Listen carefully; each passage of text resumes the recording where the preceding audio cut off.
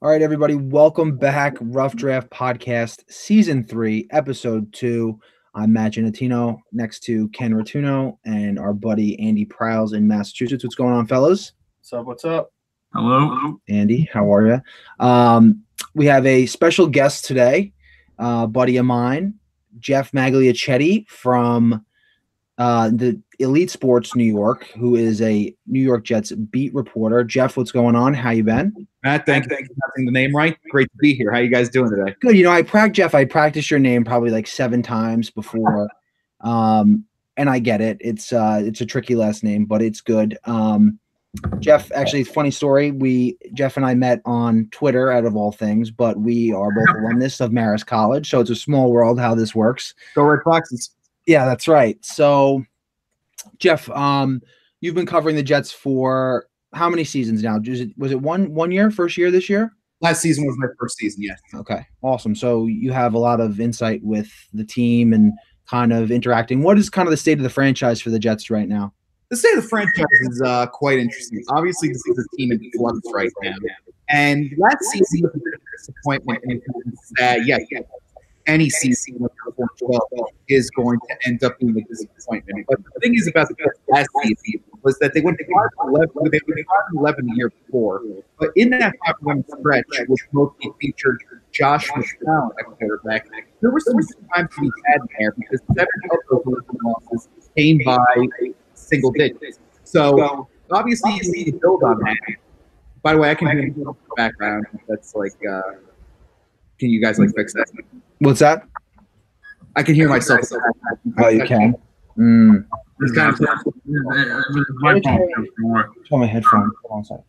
Can I put them in here? Hold on a second. I'm sorry. I was in a That's good all right. No, it's all right. Because I have a buddy of mine edits it, so we're good. We're having trouble because usually we do it with headphones on, and Kenny's computer has been acting up. So Yeah, you need headphones. hold on one second. The only other possibility is if I take just one of the headphones Yeah, that's fine. and try and do that, and I'll just try and speak through your Yeah, that's thing. fine. Let's try that. kind of throwing me off a little bit. Oh yeah, I can't talk with that either. Can you hear me? I can hear you. Okay. Is there I think still? that's coming through. It's coming through the thing now. Why is it not working now? Change it. Go into the settings. Nope, the gear thing. Yep. No. Go to the speakers. Okay. There we go. Perfect. So it's better now. Let me try. Yeah, I don't hear myself anymore, so I think we're good. Okay. Good. Okay, cool. All right. Awesome. All right. So we'll start it from the top again. Sorry, and then. No, totally fine. Let's do it again. Cool. Awesome. All right, everybody. Welcome back. Rough Draft Podcast, Season 3, Episode 2. Matt Giannatino here alongside Ken Rotuno and Andy Prowls in Massachusetts, our Patriots insider, as you will. Today we have a very special guest, first of the season for Season 3, Geoff Magliochetti, who is part of Elite Sports New York and covers the New York Jets for Elite Sports New York. Geoff, how are you? How's it going? Matt, great to be here. Thank you for pronouncing my last name right. You guys are doing a great job. Hope to contribute. Let's do this. Awesome. Sounds good. So, Geoff, you've been covering the Jets now for a season with Elite Sports New York, and you're around the team quite often. So, can you give us a little bit of state of the franchise for the Jets and kind of tell us, what's going on inside the building at Florham Park? The Jets are very much in the state of flux right now. Are you guys hearing that static? Yeah, I don't know why. It was good the whole time. I don't know why. We are such bums. Yeah. Oh my god. I don't know why, because I've honestly You're sharing headphones like it's friggin'. Come on. no.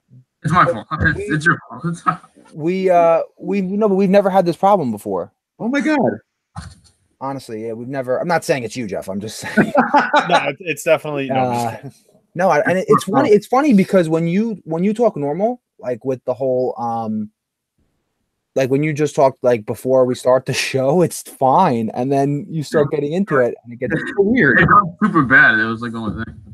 Do you have headphones in also, Geoff, or no? I do not. Should I go get some?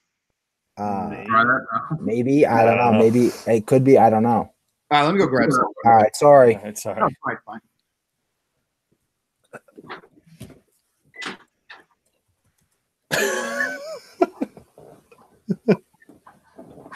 We gotta like figure this out. We're a bunch of spunks. Do you have your headphones? I have earpods. Well, does that have a mic? I don't know. No, because Apple's like, you want headphones? Only can go in iPhone. It goes in the iPhone, and you only can have it. It could honestly, ears, it could no be, mic. it could be better for him once he has that. It could be a headphone thing. Honestly, as You know long what's as funny? It was fucking good, and it was a slight static, and the static just kept building up. It got worse and worse. I was like, we can do this, it's fine. And then it's like,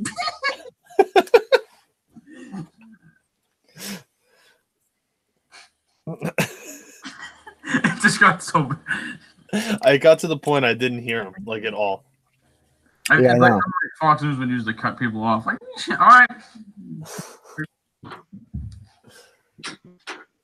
If this doesn't work perfectly, you might have to put in the headphones just for when Jeff's on, so that hopefully it works.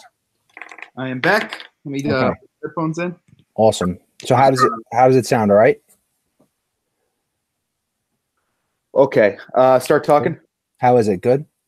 I can hear you fine now. Yeah, and I hear you You're fine. coming through clear. And but this happened last time. For before now. So for now. Here we go. Let's try it. All right. Let's try it. All Say a right. quick prayer, all right? Third time's a charm. All Let's right. do it. All right. I can't watch. That's right. All right, everybody. Welcome back to the Rough Draft Podcast, Season 3, Episode 2. I feel like with all the takes that we do, we are on Season 20. But here we are nonetheless, Matt Giannatino alongside Ken Rotuno, our Jets aficionado, What's up, guys? fanatic. We have Kenny. We have Andy in Massachusetts. Messed up enough tonight, so that's good. It's all right, though. We just shoot from the cuff here. Andy, the Patriots fan in Massachusetts, and a very special guest, the first of the season, Geoff Magliochetti from Elite Sports New York, who covers the New York Football Jets. Geoff, how are you, bud? Matt, it's great to be here. Thank you for pronouncing my last name right. How you doing? How you doing this evening? I'm doing a little bit better than excellent. Thank you, Geoff. And Geoff, you've been covering the New York Jets now with Elite Sports New York for just one season. So tell us a little bit about your first season covering the team and, the state of the franchise right now for the New York Jets. Of course, it was very interesting. I'm very grateful to both ESNY and the New York Jets for the opportunity. Came over from the Giants, so it wasn't that big of a transition, but still a very fun one nonetheless. This season of Jets football, this is a team that's very much in flux and transition right now. Last year was meant to be one of, building blocks, one of opportunity, one of learning a bit in a way, because the 2017 season was an interesting case. The team went 5-11 for the second consecutive year, but yet there was hope on that end because Josh McCown was a starting quarterback, and of those 11 losses, I believe 7 or 8 of them came by single digits. And, 2018, with a franchise quarterback finally in tow for the first time since, probably, I don't know, the Lyndon B. Johnson era, the Jets actually had a franchise quarterback in mind in the form of Sam Darnold, who, of course, came from USC, and, of course, made a pick made possible by the Giants' passing of Darnold. Oh, come on, Geoff. Yeah. No, Matt, don't get me wrong. Don't get me wrong. I think that the Saquon Barkley decision was the right move for the Giants to make at that spot right there. And I think there is a chance that both of these can be mutually beneficial to both sides.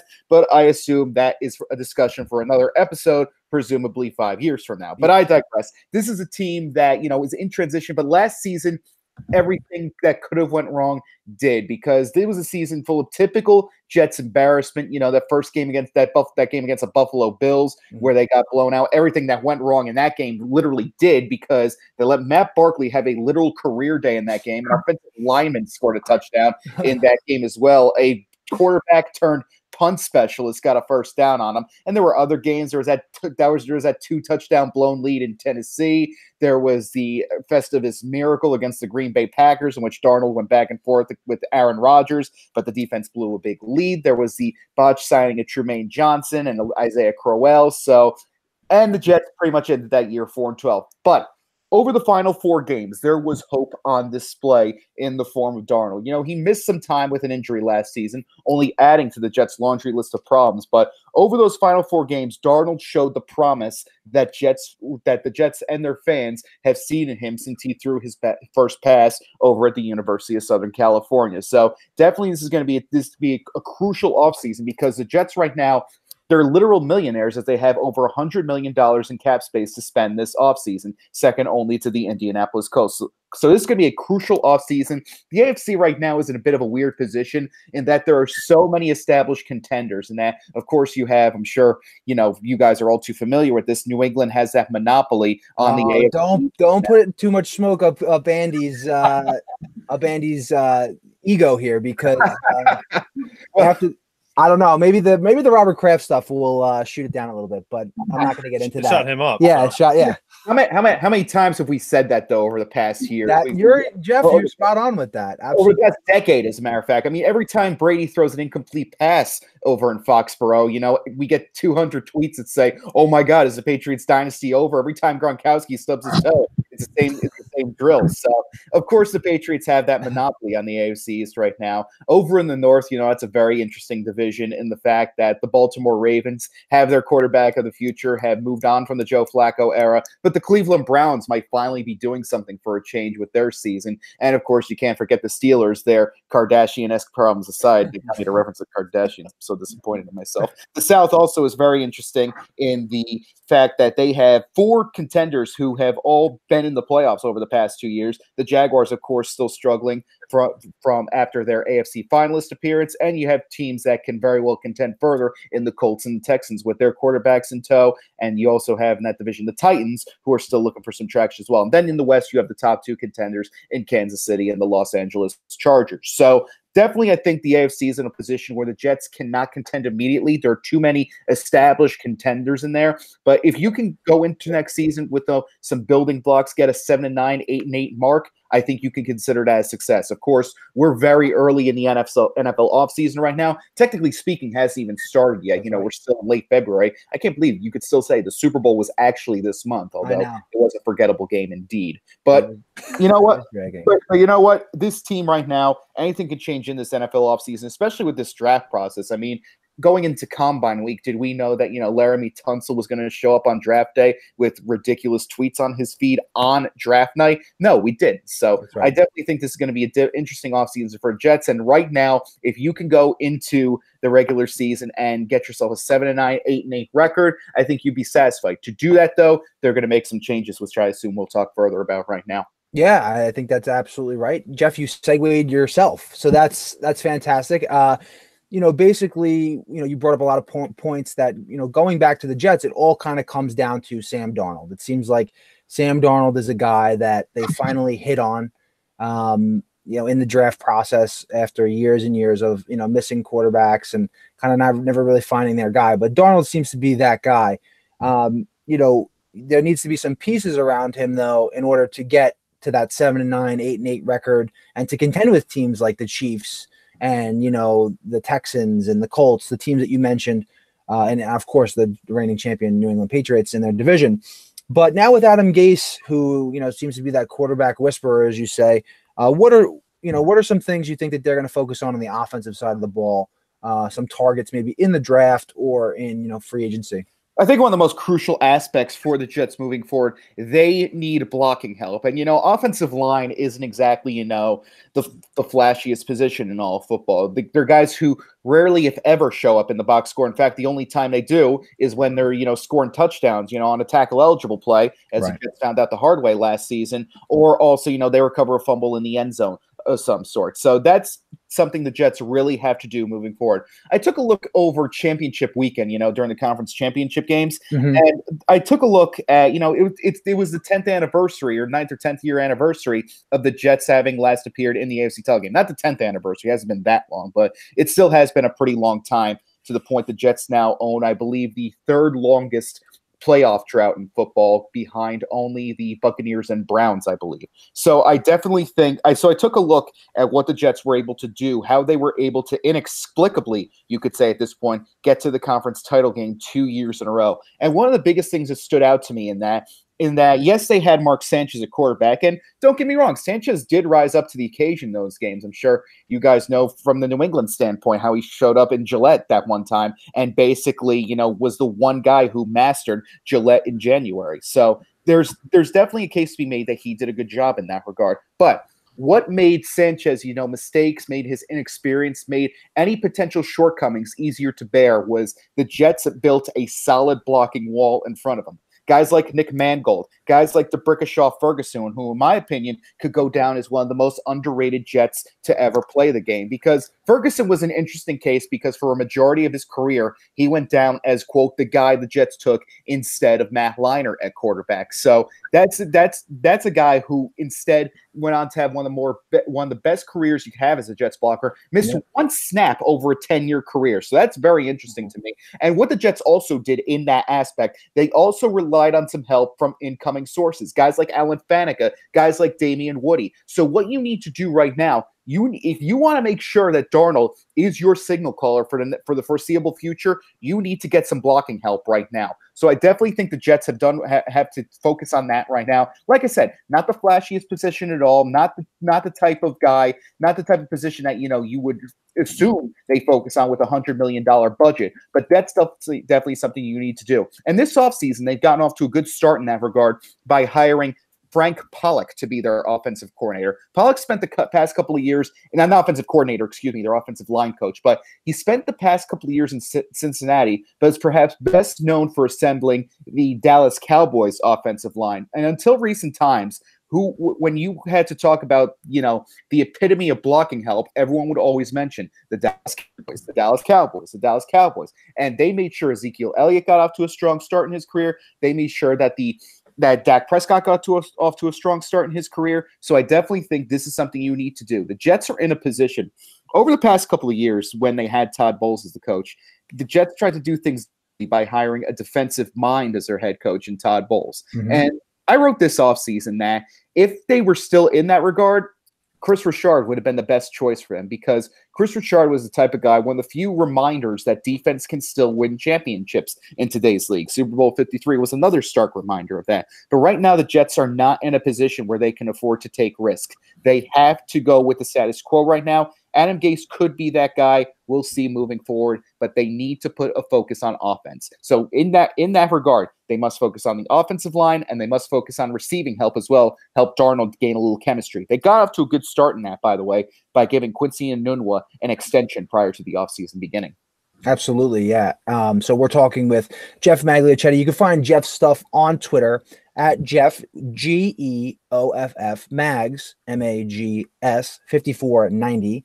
That's on Twitter. And then, Geoff, where can the people find some of your stuff also online with Elite Sports? You can find that at elitesportsny.com. You'll notice me with the extremely long last name, 13 letters. I believe if you put it on the Scrabble board on the triple word box, you automatically win the game. That's it. It's over. I haven't been able to test it yet, so we'll see. That's it.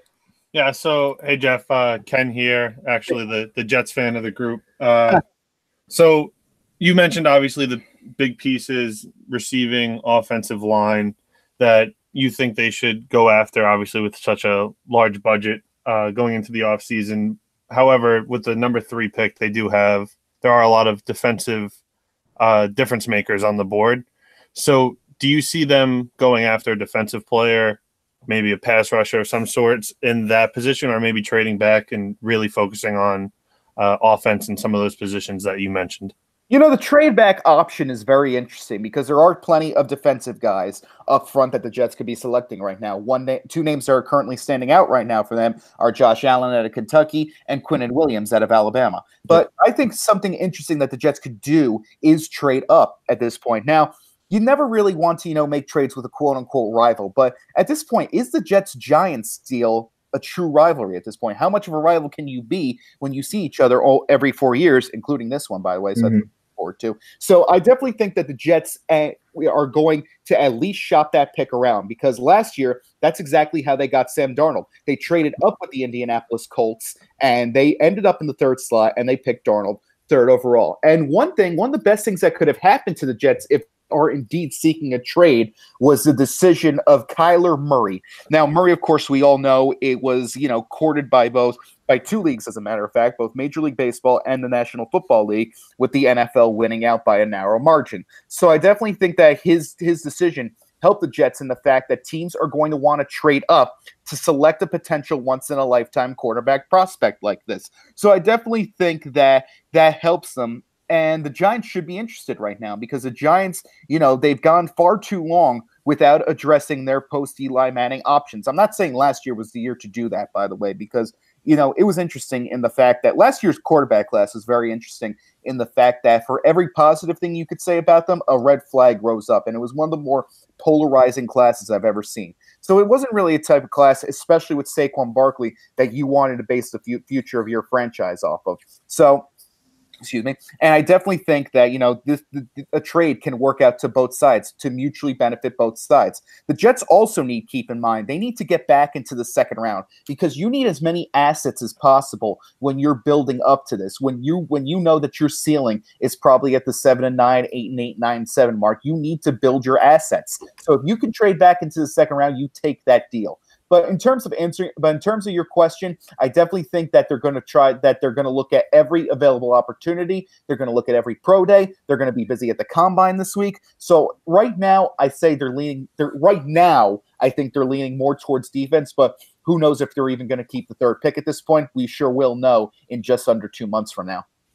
Yeah, definitely. Yeah, I had a similar thought and that I was looking at defense early, and then you can spend some of that big money available to sign some of the players that are difference makers. Offensive line is, like you said, it's tough to call offensive line a difference maker, but you see how big of a role it plays, especially this year in the NFL. And then potentially, obviously, we know we have Le'Veon Bell and some other difference makers at the skill positions out there as well where they could spend the money. Well, what's interesting about that, you mentioned Le'Veon Bell, and I feel like I've spent far too often being a bit of a cynic in the eyes of Jets fans in that I recently wrote that I praised them for, passing over Kareem Hunt's potential redemption in the NFL, because they did not need that distraction. They didn't need to be playing someone else's, redemption story and recovery. They didn't need that. They didn't need to be answering that question all year, especially because we've seen the heinous domestic violence issue rise up in New York before in the form of Josh Brown not too long ago. So it's good that the Jets skipped out on that. Right. I also believe that they should be skipping out on Antonio Brown as well, because Antonio Brown has basically done everything in his power to write the world's worst sequel to the Terrell Owens saga that we saw around in the mid-2000s. Because if you'll recall that Terrell Owens, talked his way out of Philadelphia, and then he immediately went to the Dallas Cowboys with so much firepower on that offense. Sure, he provided some great in-game highlights, but every move the Cowboys made thereafter was scrutinized, it was talked about to no end, it was analyzed from every single angle possible. And the Jets, again, do not need that right now. They need this transition to go by as smoothly as possible. They need to make Sam Darnold as comfortable as they possibly can. Bringing in a fiery wide receiver, talented as he may be, who has the potential to create off-the-field fireworks, was not that option. How can you worry about beating the Patriots, beating the Bills, beating the Dolphins? How can you worry about that when you have to keep an eye on Antonio Brown's Instagram page the entire time? You can't do it, so I definitely think that they should pass on Antonio Brown. But Le'Veon Bell is an interesting option because he has the right amount of controversy that you can, potentially take care of with some good financials, with some good negotiations in the early going.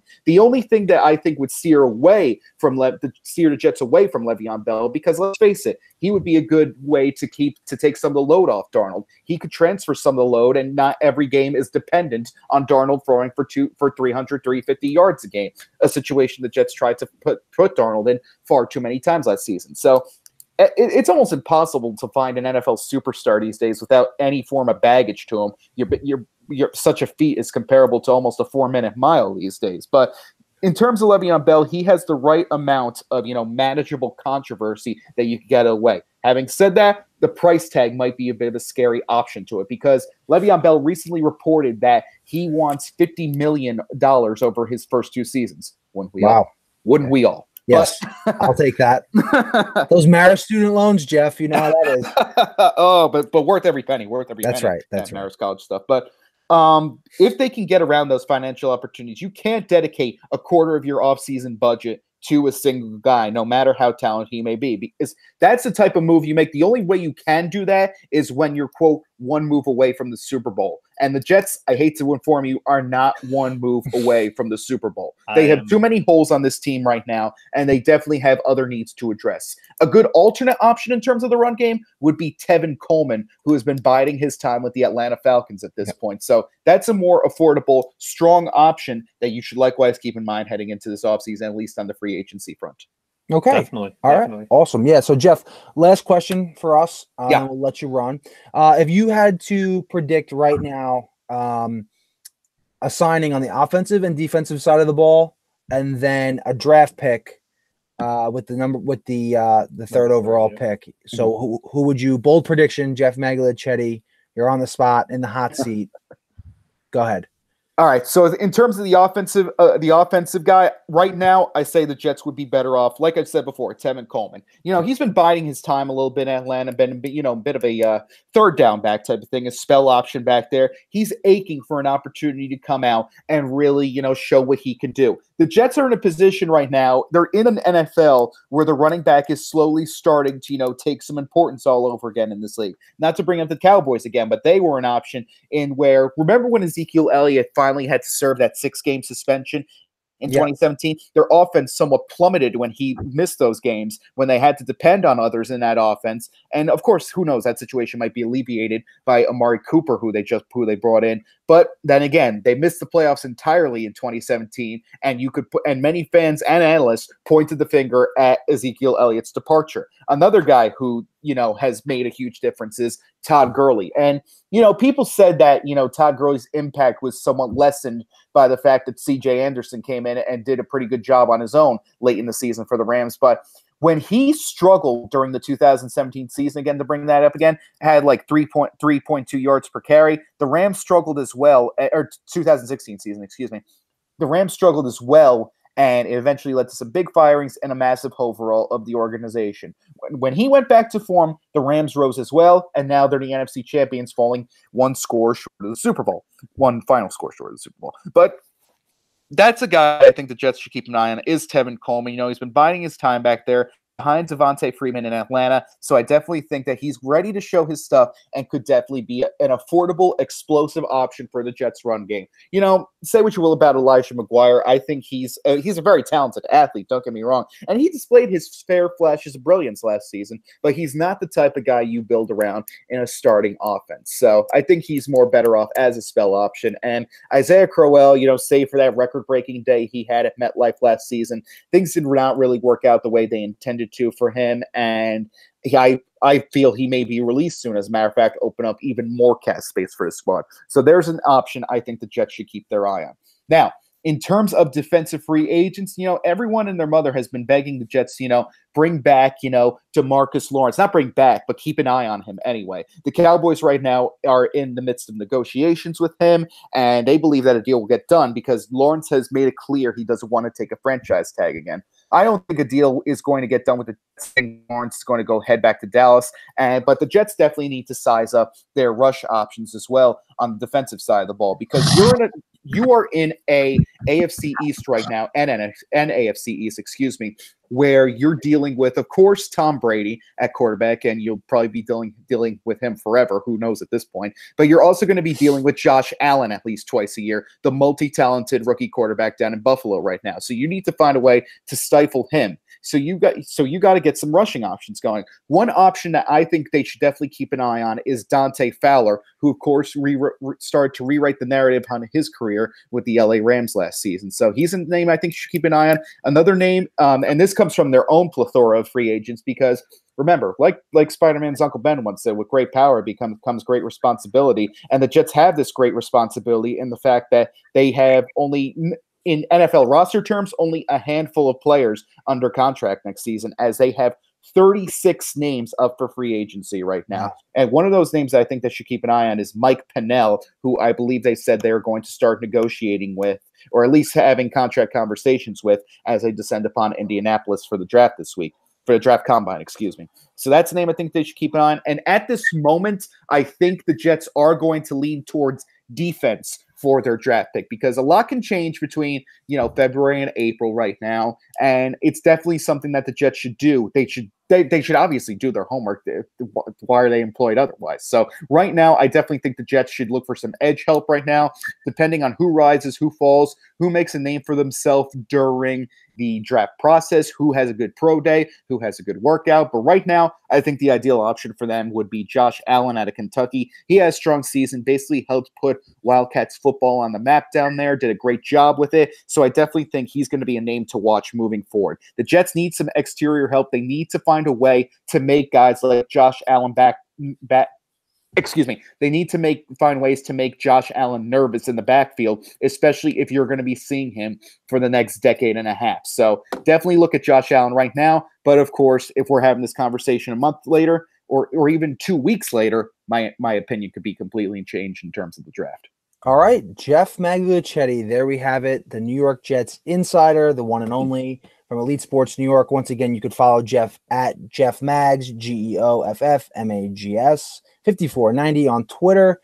Geoff, we will talk soon. Thank you very much. And Matt, as always, you are the best. Oh, well, I'm well aware, but thank you very much for having me. You guys are doing a great job, but keep up the great work, guys. Looks like you guys run a great ship around here. So really, thank you for having me. Looking forward to doing this again. Thanks, Geoff. Take care, buddy. Thank you.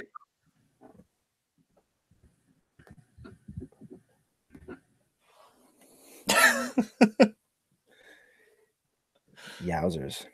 Jesus. He so somebody has to say something. Kevin has to say Josh Allen. You know what, describe Josh Allen. You know what his problem is, honestly? I'm a dick. Just go. No. I agree. His problem is that he goes off on these tangents that it's like. Oh, it is. He actually speaks very well. I'm not kidding. I told Ken that. He speaks very well and he does know what he's talking about. But I think what his thing is, he's like such an academic journalist that like he has to give you like the background of the background. He sounds like he should be on like CNN or something. I'm not. yeah. I agree. He's making his way there. I agree. Speed 12, 9 out of 10. Knowledge 5 or 6. The whole Tevin Coleman spiel. What? Oh, you put him on the Jets. Pats 2 yard punt. Oh, thanks. Like he's like a 27-year-old like part-time back. Like $1 million. Wait, so the best part about it is when sorry, I'll never get a guest again for the show. Maybe I'll bring Rick on again. I think Rick would be good. Rick is good. Awesome. No, Rick Sartella from you're a guest. You're up in Mass. Who you want the Pats to get? Hakeem Butler, receiver, Iowa State. You know, is this that? He's like second round. This guy, that guy. Thanks for having me. Go Pats. That's what I was basically trying to get at with Geoff was like, okay, offensive guy, defensive guy in free agency, and then draft pick. And I was like, okay, offense, because of this. Defense, because of that. Draft, because of that. Done. Like that was it. I didn't need the whole Kevin Coleman for the third cycle. Like I thought the last question would literally be like, okay, he'll go on for a minute and a half about each one. Yeah. 5 minutes, get him out. I think it was 10 minutes. Sorry. How are you supposed to know? And then you know what's the funniest thing Ken said? Because the funniest thing I don't get, he's a reporter, so like he's used to being timed and stuff. Yeah, and the thing is like when he, I talked to him or talks to people, he tries to get every word in. That's why. I talked to him about doing our Giants podcast actually in like last summer. Did you know what's up? He was like completely like it was never like that. Like it was not like a ramble fest. Wow. So I wonder if he's trying to push more now for whatever. Well, I think because I was telling Kenny that he has a show on like a weekly radio spot up in Syracuse for like the Syracuse like sports radio, which is like pretty cool. But like I think like Kenny said, he's always usually timed, so he has to like boom like talk a lot within a short amount of time. So that's probably So why. he's trying to get every word in that time. Like, I didn't major, but I think I'd call myself pretty good speaker, like at Babs and stuff. The key is I talk the same medium speed. You gotta drop some points. You gotta keep the important ones. You can't stuff 100 points in. Like, you gotta. I agree. No, I agree, and that's why I'm gonna talk to John. Would be conversational, well spoken, in a timely manner. All of it. Ken, pretty knowledgeable, just ramble sometimes. Me, I sometimes don't say a lot, not paying attention. That's the triangle.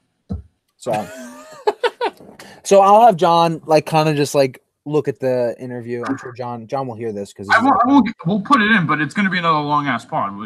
Well, no, I'm not. I personally do not think we should put part that needs to be a third. That needs a third of that interview needs to be in it, and just bits and pieces of it. We get pissed. He's gonna know. What we can do is we can put the full thing also up on our thing. If you want to hear the full interview, Ken with a W. Yeah, that's a good thing for sure. I mean, he makes some good points. So that's a program mass 40 seconds. All right, no. No, but yeah, I think that's a good way to do it. Is take the big pieces. Yeah. And tell John to water it down, make it sound good. And he can hear you right now. Believe it or not. Hi, John. Hi, John. Hi, John.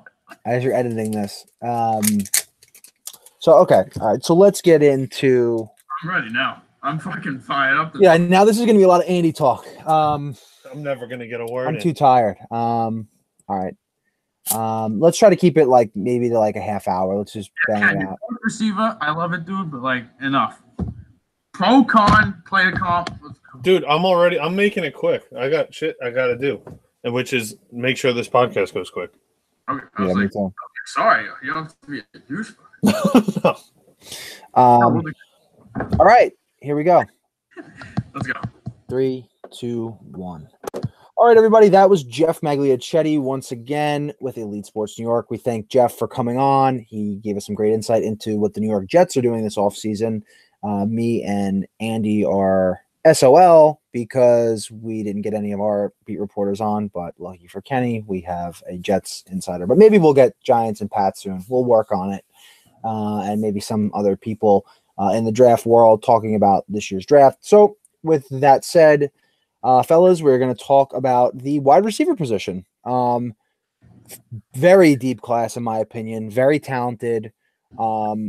This year, more than any I could really think of, maybe since the Odell, Evans, Jarvis Landry year. I don't remember what year that is now. It feels like a blur.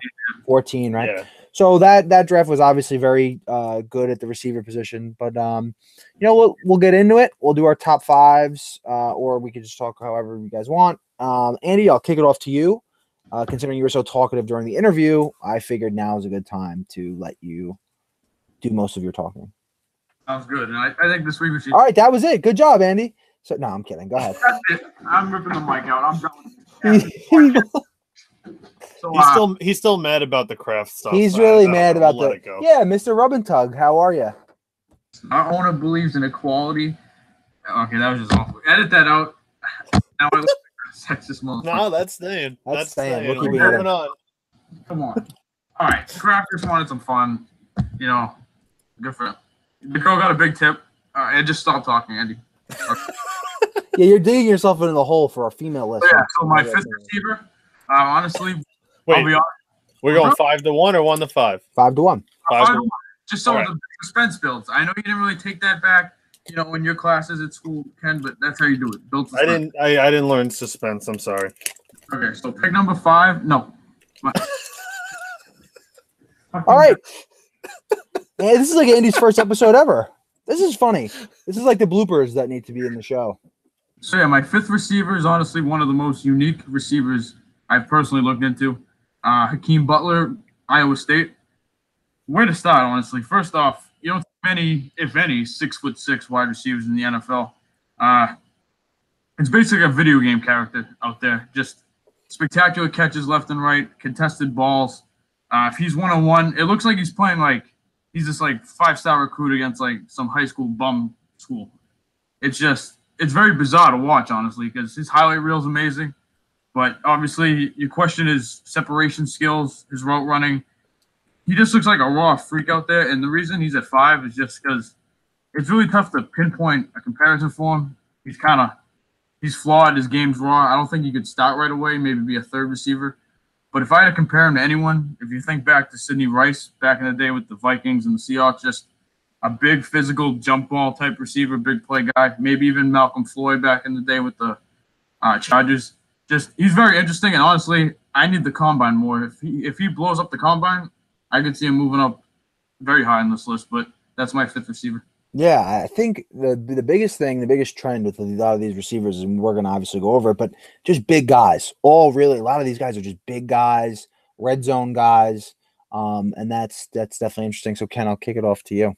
Yeah, I mean, similar to just the whole wide receiver class being so close is the fact that the next 2 weeks will do a lot for me in deciding really who falls into my top 5. I have at least the top 6 and 7 are real close for me, but I'll kick it off. Number 5 for me is N'Keal Harry out of Arizona State. He's probably one of the more sure receivers. I'm sure he's going to be able to perform in the NFL. A lot of people, I think, are higher on him than I am. Also known as a lock. I wouldn't quite call it a lock, but yeah. So you're not so sure? I am sure. Oh, so he's a lock. All right. No, I wouldn't know. Okay. Lock is not the word. Drew Lock. Drew Lock, that's a word. N'Keal Harry is not the lock that I'm looking for. All right. But no, yeah. He's my number 5. He's probably one of the safer picks, but I just don't see as much of the upside necessarily as some of these other guys is the big reason. Yeah, absolutely. Okay, so for me, I actually have Kelvin Harmon as my number 5 receiver from NC State. Again, another pretty big receiver, 6'2", pretty good yards after the catch kind of guy. He was, Ryan Finley's number 1 target. He had a really good week at the Senior Bowl. Really helped himself out. I like the way he can stretch the field, run routes. That's why he's my number 5 receiver. And I think this receiving class is pretty close. I will get into like the DK Metcalf and AJ Brown kind of thing in a little bit. Or DK Metcalf. I'm sorry. What did I say? You said Metcalf and AJ Brown. Sorry. Metcalf and Brown. Yeah. I mean, you see the pictures of those guys. They look like they're on steroids. I mean, I'm not saying that they are or whatever, but they are huge. And I kind of question, like, very similar to another Ole Miss receiver in Treadwell, like, what's their 40 times going to be like? Are they going to be, just that 2.0? So I worry about that. And I think Kelvin Harmon has a little bit better of a frame. And for me, he's number 5. So you want to flip it back? We'll go reverse 4. Back to you, Matt. Wow, wasn't ready for that. Yeah, that's right. Okay. My number 4 guy is Hollywood Brown from Oklahoma. I really like Hollywood Brown. Obviously, he's cousins with Antonio Brown. Some people know that. Some people don't. I don't know if that's a good thing. Hopefully, he's a little more reserved than Antonio. But yeah. And you know what? To be completely honest with you, how ironic would it be if he ends up with the Steelers replacing Antonio Brown? I think that would be pretty interesting. No, I mean, obviously, he's a deep threat, vertical guy. He can stretch the field. He's an explosive playmaker at the receiver position. Him and CeeDee Lamb at Oklahoma this year, really tore it up with Kyler. I would like to see him in the Sterling Shepard mold, kind of like a bigger slot receiver, powerful guy who could stretch the field and obviously take a little bit deeper shots. So Hollywood Brown is my number 4 receiver.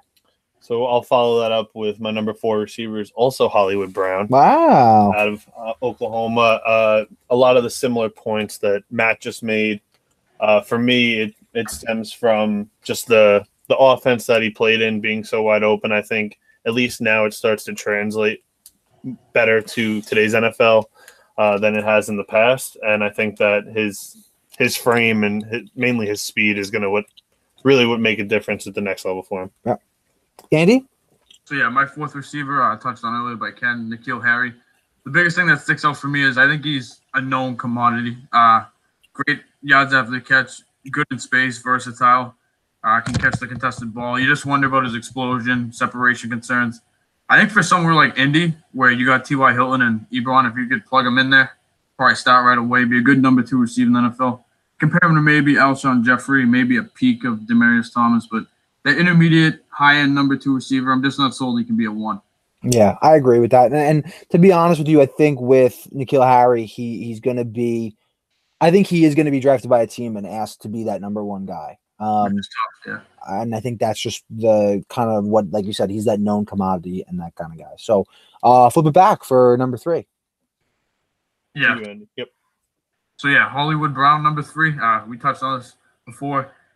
I think he's built for what the NFL is becoming, which is more open space. The safeties aren't allowed to hit like they used to, and just you can take advantage of that, especially have you seen Tyreek Hill been doing that. Just speed, deep threat, yards after the catch, just very small, 170 pounds, limited route tree in the Big 12. But I'm not sure that'll matter much. He's meant for this NFL. Deshaun Jackson, John Brown. Yeah. I think he comes in and might not be like a bona fide number 1 receiver, but he'll be like a 1B type guy. Yeah, he's going to be explosive for sure. So that leaves me. I have. Well, I didn't go. Oh, I thought we were going backwards. So that would be me. I'm in the middle. Oh, well, I can't really count. Go ahead. All right, we'll let it slide. So number 3 for me is A.J. Brown out of Ole Miss. A quick comp there is Quincy Enunwa, actually. I think better. Where I see more explosive. That's the thing. Where I see the comparison, he's more explosive. I mean, you've seen the pictures of him. And a lot of guys describe him as like a running back once he gets the ball in his hands. He's great after the catch. Exactly. Yeah. So that's one of the pieces that, like we have mentioned now in today's NFL, we keep going back to that, is guys get open, get into space, and it's what can they do after the catch other than some of those bigger guys that seem to might talk about and kind of populate a lot of this wide receiver class. Mm-hmm. But he's someone that you might throw him a screen or something quick and let him kind of do his thing and let him go. And that's why I have him so high, is I think he's going to do a lot. His after the catch numbers, I think, are going to be pretty ridiculous for a first year rookie guy. Right. That's a good answer. That's a good analysis for sure. My number 3 is Hakeem Butler from Iowa State. I really like his game a lot. I've been kind of following him quite, rigorously because I just think he brings a different element than a lot of bigger receivers. He, to me, just seems like super explosive. Like, I've seen him jump. He high points the ball incredibly. They always say that with bigger receivers, but I feel like that's just like a cliche because they're just big, and no kidding, they can high point the ball. But Hakeem Butler does it fantastic job, and Matt Campbell at Iowa State done a great job with that offense. Of course, they have David Montgomery, the running back, but Butler is a great receiver who, Andy, you talked about it enough, but that's why he's my number 3. I think he's working out with Calvin Johnson too, so a pretty good guy to kind of hang around with. Yeah, he was one of those guys that I mentioned earlier where I had like my 6 or 7. He was sitting just outside the top 5, and he was one of the guys specifically I talked about that could really jump up in the next couple weeks. Yeah, and I think it's fair too. Yeah, I mean, with a lot of these guys, especially being bigger, you have to see how they're going to run at the combine this week. You got to see how they're going to do in the gauntlet drill and all that stuff like that. So this week is going to be big for a lot of these guys. Again, sounds cliche, but it's just the truth. It is what it is. Yeah. Back to you, Matt. Number 2. Yeah, 2. 2 overall for me is Deebo Samuel from South Carolina. I love Deebo Samuel, honestly. I just think he's honestly, I think he's going to be an elite NFL player. It's kind of a hot take, but the week that he had at the Senior Bowl, if he never got hurt when he did at South Carolina, I think he could have been a first rounder the previous year. He's a great return guy. Just really can do so much. He's so explosive, so quick, so fast.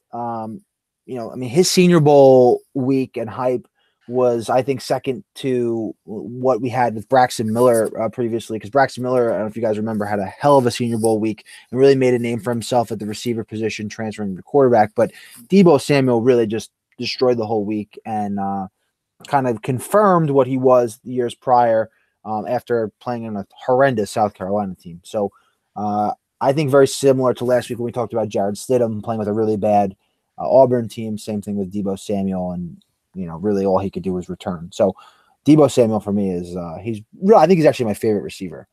So at number 2 though. Yeah, 2. I don't think he's number 1. So that's all I'll say. Okay. That's why he's number 2. Right, exactly. Yeah. I'll keep this one pretty quick. Number 2, Deebo Samuel as well. Matt, you pretty much hit everything that I was going to say. Big Senior Bowl week. Type of guy that could have came out a year early and has just impressed me every time I've seen him step on the field. So, yeah, Deebo Samuel too. Okay. So, yeah, number 2, maybe the podcast mascot, if he wants to come on. All huge fans of him compared to the rest of the NFL scouting world. Deebo Samuel, number 2. I just don't really see much weakness with his game. Separation, route running, elusive, can play inside out. Just really explosive with the ball in his hands. And even if he doesn't run a fast 40, I think his game speed is very high end. I see him as someone like Emmanuel Sanders, maybe Randall Cobb. A little of Tyreek Hill, obviously not that type of speed, but the way he plays. And I think he'll be a number 1 receiver at the next level and command that coverage.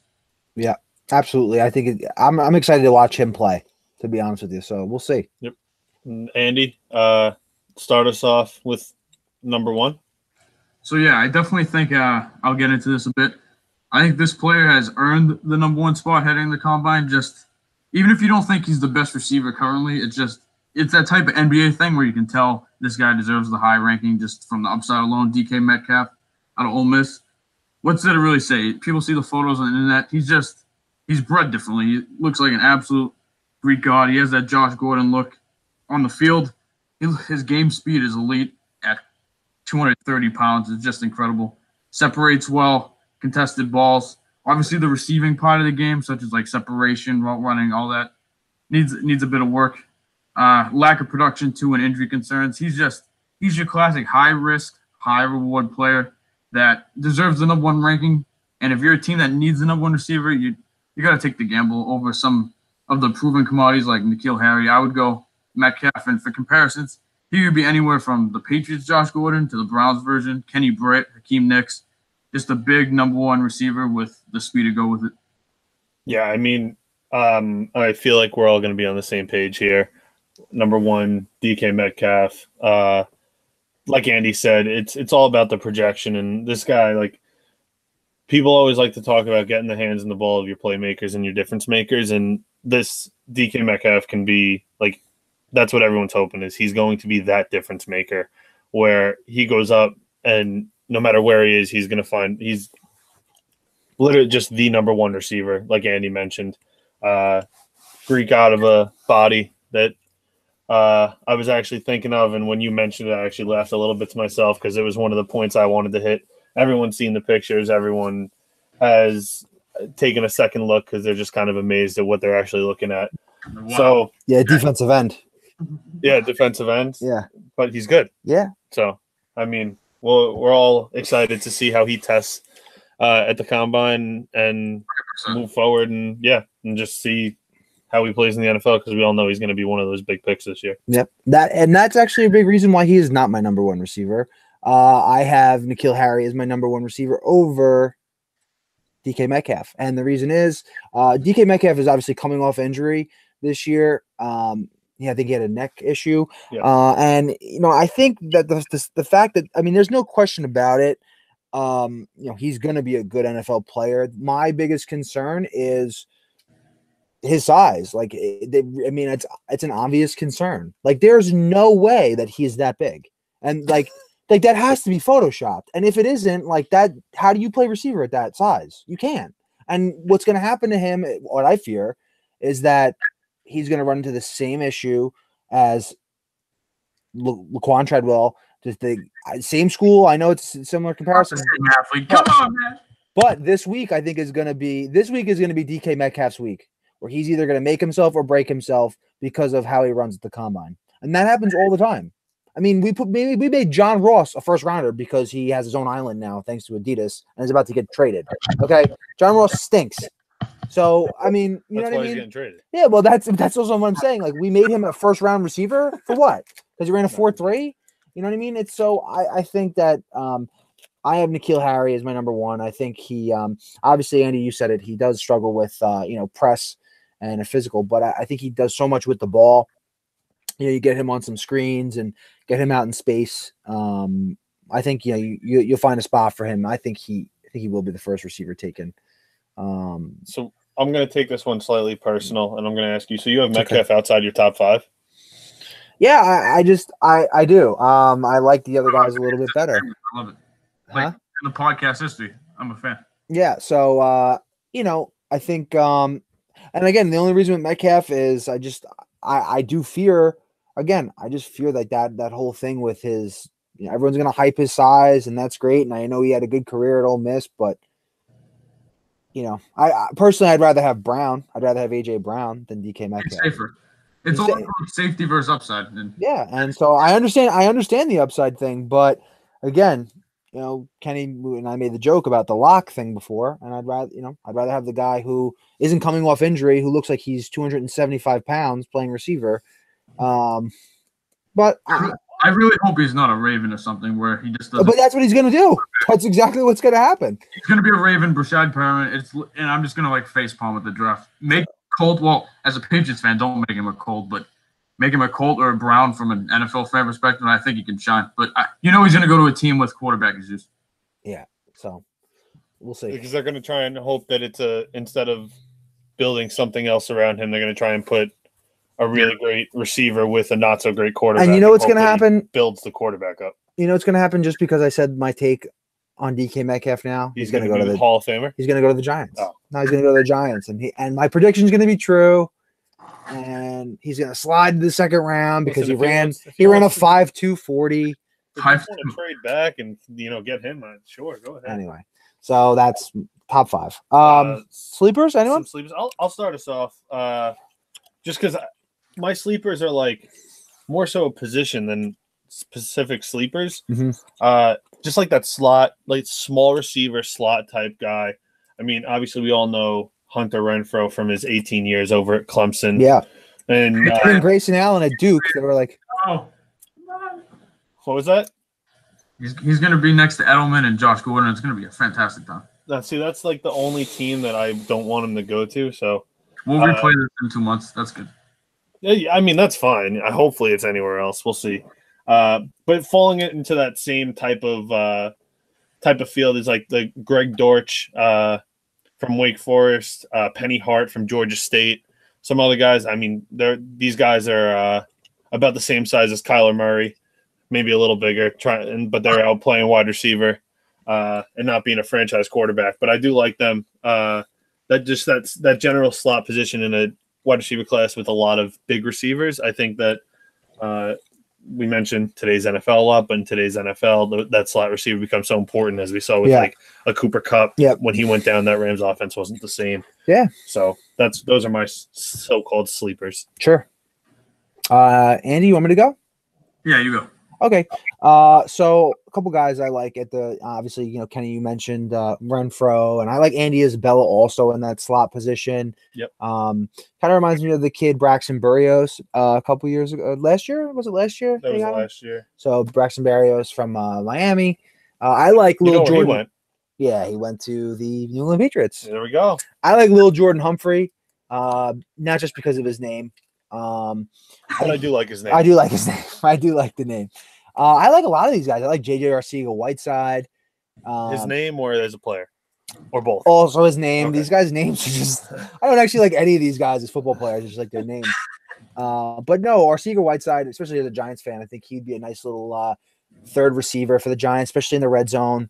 If you can get him in the mid-rounds. Giants have a lot of mid-round picks available. So, I like him. And Lil Jordan Humphrey, we were talking about this a little off air, but he can high point the ball pretty well also.